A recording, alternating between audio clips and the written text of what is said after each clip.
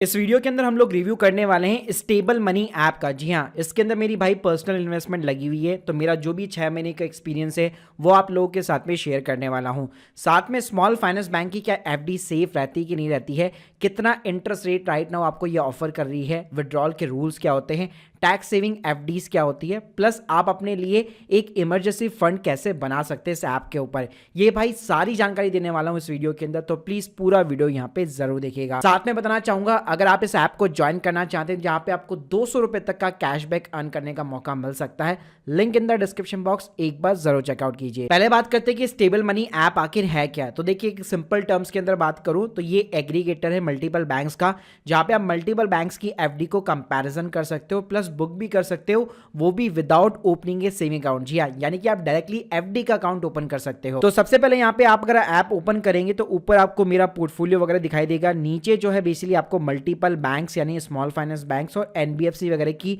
Interest rate वगैरह यहाँ पे आपको दिखाई देगी। अब बात करते हैं कि इस ऐप के फीचर्स क्या है। तो देखिए, नीचे आपको जो है एक डिस्कवर का यहाँ पे ऑप्शन देखने को मिल जाता है, जिसके अंदर आप 200 से भी ज़्यादा बैंक्स की एफडी को कंपैरिजन कर सकते हैं। जी हाँ, यहाँ पे आप देख सकते हैं आपको सीनियर सिटीजन का टैब मिल जाएगा, अनेबल करना है, डिसेबल करना है, तो यहाँ पे आपको ऑटोमेटिकली 2 साल की, 1 साल की, 2 साल की, यहाँ पे मल्टीपल बैंक्स की आपको यहाँ पे एफडीज वगैरह दिखाने वाला है। अब इसके अंदर ऐसा नहीं है कि केवल स्मॉल फाइनेंस बैंक है, इसके अंदर एनबीएफसी भी शामिल है, प्राइवेट बैंक्स भी शामिल है, पब्लिक सेक्टर्स बैंक भी यहाँ पे शामिल है।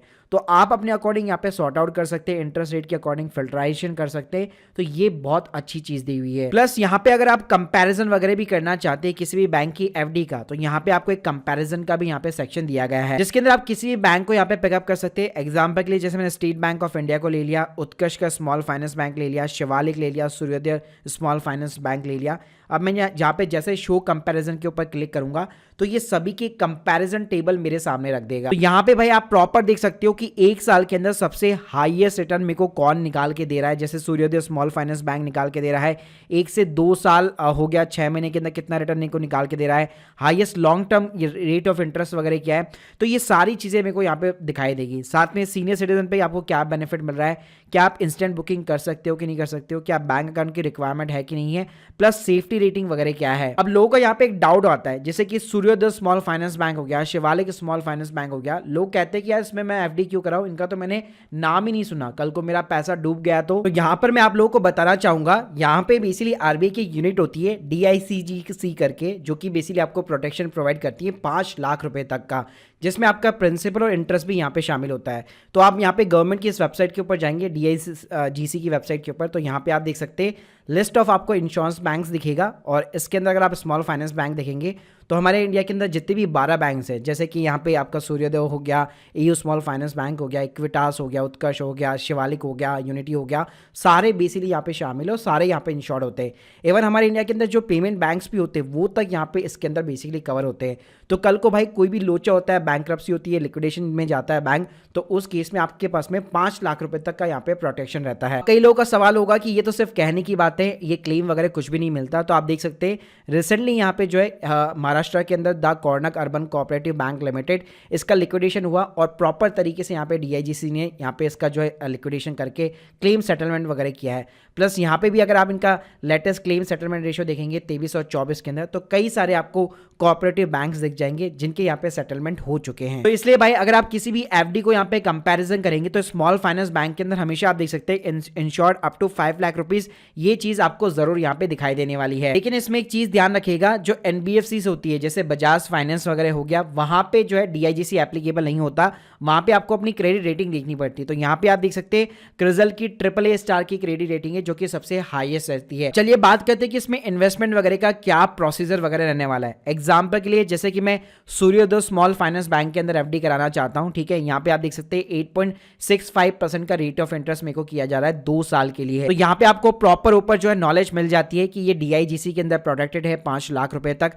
प्लस यहाँ पे विड्रॉल के आपको रूल भी पता लग जाते हैं कि 7 डेज के बाद में आप अपनी एफडी को कभी भी विड्रॉल कर सकते हैं।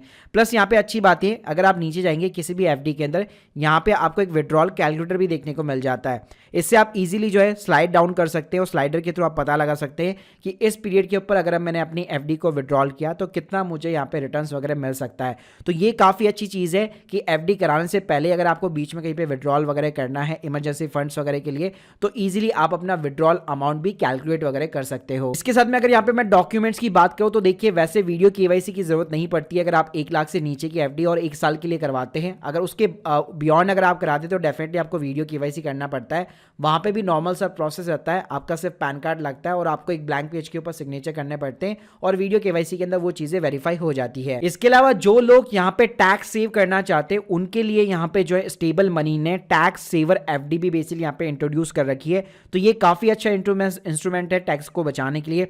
एटीसी के अंदर आपको 1.5 लाख रुपए की डिडक्शन मिल जाती है 5 साल की अगर आप टैक्स सेविंग एफडी कराते। तो यहाँ पे आप देख सकते हैं 5 साल के लिए 8.75% का रेट ऑफ इंटरेस्ट आपको मिल रहा है। उत्कर्ष आपको 8.10 दे रहा है, शिवालिक आपको 7% का रेट ऑफ इंटरेस्ट ऑफर कर रहा है। तो यहाँ पे आप एटीसी के अंदर जितना भी आप पैसा इन्वेस्ट करेंगे उसकी यहाँ पे आप डिडक्शन वगैरह क्लेम कर सकते हैं और 5 साल के लिए आपकी एफडी यहाँ पे ब्लॉक रहती है। इसके साथ में स्टेबल मनी के ऊपर आपको एक नया आजकल फीचर देखने को मिल जाएगा जो कि इमरजेंसी फंड की कैलकुलेशन। जी हाँ, ये बड़ा ही कमाल का फीचर है जिसके अंदर आप पता लगा सकते हैं कि कितना इमरजेंसी फंड मेरे पास में होना चाहिए। तो यहाँ पे आप देख सकते हैं कैलकुलेशन कर सकते हैं आप इजीली कि जैसे पहले यहाँ पे आपको कुछ क्वेश्चंस के आंसर देने पड़ेंगे कि आपका सिटी ऑफ द रेजिडेंस वगैरह क्या है। जैसे एग्जांपल के लिए मैंने यहाँ पे जयपुर टाइप कर दिया, फिर कंफर्म कर दिया, फिर उसके बाद में ये पूछेगा आर यू सिंगल और द मैरिड पर्सन, जैसे मैंने मैरिड कर दिया। I have the kid, confirm my family details करना है। अगर आप पेरेंट्स को भी फाइनेंशियली सपोर्ट करते हैं तो वो भी आपको चेक बॉक्स करना है, कंफर्म करना है। उसके बाद में ये आपसे पूछेगा कि आपका मंथली का एक्सपेंडिचर क्या है। फॉर एन एग्जांपल अगर मेरा मंथली का एक्सपेंडिचर 1 लाख रुपीज़ है तो वो बताएगा। अगर आपका कोई होम लोन या ऐसा कुछ भी चल रहा है जहाँ पे ईएमआई जा रही है आपकी, अगर वो सेपरेटली जा रही है तो यहाँ पे चेकबॉक्स के ऊपर क्लिक करके आप अपनी ईएमआई को सेपरेटली इंसर्ट कर सकते हो। यहाँ पे आप देख सकते हो जैसे मैं यहाँ पे कंफर्म करूंगा उसके बाद में पूछेगा क्या आपके पास में ऑलरेडी कोई इंश्योरेंस है, जैसे हेल्थ इंश्योरेंस भी है, मेरे पास लाइफ इंश्योरेंस भी है। फिर यहाँ पे मैं कंफर्म एंड कैलकुलेट बटन के ऊपर क्लिक करूंगा और ये मेरे को एनालिस करके बता देगा कि कितना भाई आपके पास में जो है इमरजेंसी फंड होना चाहिए। तो आप देख सकते हो स्क्रीन के सामने 8,90,000 रुपए मेरे पास में एज ए इमरजेंसी फंड यहाँ पे होना चाहिए, जिसके अंदर आपका 6 महीने का एक्सपेंस, जयपुर की कॉस्ट ऑफ लिविंग हो गई, इंश्योरेंस रेडीनेस हो गया, किड्स के सडन एक्सपेंसेस, इन्फ्लेशन ग्रोथ, ये सारी चीजें शामिल होती है। प्लस इस गोल को अचीव करने के लिए भी ये आपको प्लान बना के दे देता है प्रॉपर तरीके से। जैसे आप देख सकते हैं 8,90,000 में से कितना आपको जो है अपना सेविंग अकाउंट के रखना है, कितना आपको एफडी बनानी है, तो ये प्रॉपर तरीके से आपको ब्रेकअप वगैरह बना के दे देता है। अगर यहाँ पे मैं ओवरऑल समराइज करना चाहूँ तो डेफिनेटली स्टेबल मनी ऐप के ऊपर आप यहाँ पे fix deposit small finance bank के साथ में जो है कंसीडर कर सकते हो, क्योंकि प्रॉपर यहाँ पे आपको डीआईजीसी का प्रोटेक्शन देखने को मिल जाता है। स्टेबल मनी सिर्फ एक एग्रीगेटर की तरह काम करता है, बाकी प्रॉपर यहाँ पे पैसा जो है बैंक के पास में जाता है। गाइस देर किस बात की, इतने अच्छे इंटरेस्ट रेट के ऊपर स्मॉल फाइनेंस बैंक की एफडी को, वो भी डीआईजीसी के प्रोटेक्शन के साथ में, आप डेफिनेटली यहाँ पे कंसीडर कर सकते हो। अगर आप लोग के कोई भी डाउट्स है कमेंट बॉक्स के अंदर जरूर बताइए और link in the description box checkout करना मत भूलिएगा। Thank you guys, thank you very much.